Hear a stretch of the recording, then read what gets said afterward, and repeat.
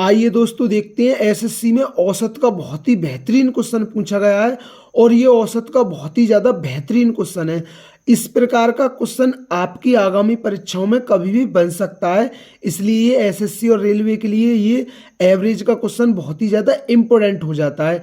तो देखते हैं क्वेश्चन क्या है। संख्या ए कॉमा बी कॉमा सी और डी का औसत 2d + 4 है। साथ ही संख्या ए और बी कॉमा बी और सी और डी का औसत क्रमशः 8 5 और 4 है। यदि ई बराबर ए प्लस डी प्लस 1 है तो संख्या डी और ई का औसत ज्ञात करें।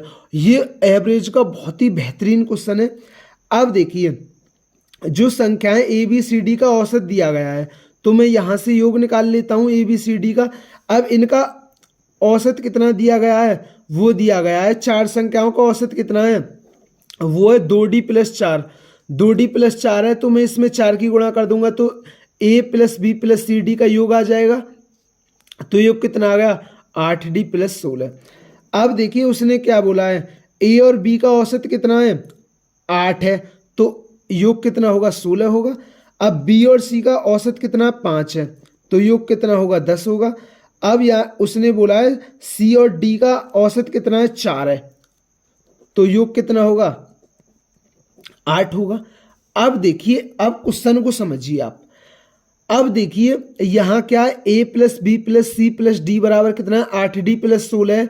अब एक चीज समझिए, और क्वेश्चन में बोला है e बराबर क्या है a + d + 1। अब एक चीज समझिए, अगर मैं यहां से a + b + c d का मान देख लूं, उस मान को मैं यहां रख दूं तो मुझे d का मान पता चल जाएगा। तो a + b + c d का मान यहां से कितना आएगा 16 और 8 कितना होता है 24। तो a + b + c + d का मान कितना आ गया 24।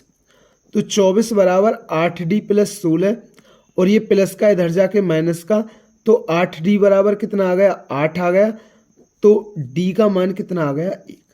अब देखिए मुझे d का मान तो मिल चुका है। अब मुझे d का मान तो मिल चुका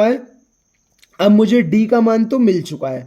अब समझिए, अब d के मान को आप यहां रख दीजिए तो d के मान को आप यहां रखोगे, d का मान 1 है तो 8 × 8 और 16 कितना होगा 24। तो a + b + c + d का मान कितना होगा 24 होगा।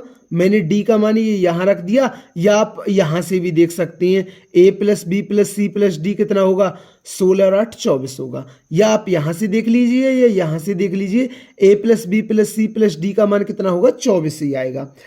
अब एक चीज समझिए, अब मुझे क्या उसने क्वेश्चन में क्या पूछा है d और e का पूछा है, d और e का औसत क्या होगा। हमसे क्वेश्चन में पूछा है d और e का औसत क्या होगा, d और e का औसत क्या होगा। तो मुझे d का मान तो मिल चुका है 1, मुझे d का मान तो मिल चुका है 1। अब मुझे e का मान और चाहिए।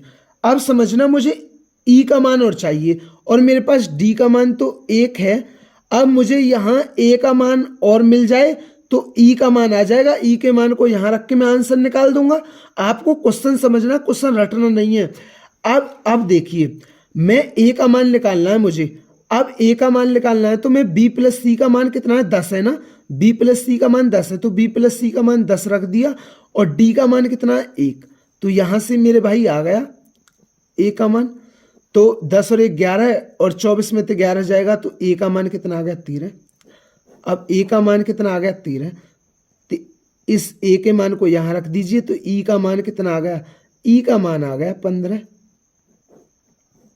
ई का मान आ गया 15, ई के मान को आप यहां रख दीजिए तो आंसर कितना आ गया 8 आ गया। अब दोस्तों क्वेश्चन का आंसर तो आ गया 8। अब देखिए, क्वेश्चन में कभी भी कुछ भी बन सकता है। इस प्रकार के क्वेश्चन में तो आपको और भी संख्याओं का मान पता होना चाहिए। मेरा मकसद ही यही रहता है, क्वेश्चन से मतलब नहीं है। क्वेश्चन में एग्जामिनर कुछ भी बना दे, आप पर बस छूटे ना क्वेश्चन। अब देखिए, आपने ए का मान निकाल लिया, अगर बाई चांस आपको और कोई मान चाहिए होता तो आप कैसे निकालते। देखिए रटो मत, क्वेश्चन को समझो। आप जैसे c + d का मान कितना है 8 है तो आप c + d के मान को रखते यहाँ 8 रखते, c + d के मान को आप यहाँ रख दे 8 रख देते।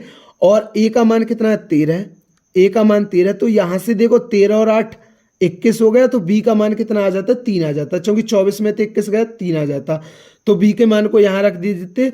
तो आप पर इस प्रकार से सभी मान निकल आते। तो आप कुछ भी क्वेश्चन बनाए, एग्जामिनर इस प्रकार के क्वेश्चन में आपसे किसी का भी मान पूछ ले, आप इस प्रकार के क्वेश्चन को कर जाएंगे, क्योंकि मैंने अब ये क्वेश्चन आपको अच्छी तरीके से समझा दिया है। अगर दोस्तों ये वीडियो पसंद आई हो तो हमारे चैनल को जरूर सब्सक्राइब करें। थैंक यू दोस्तों।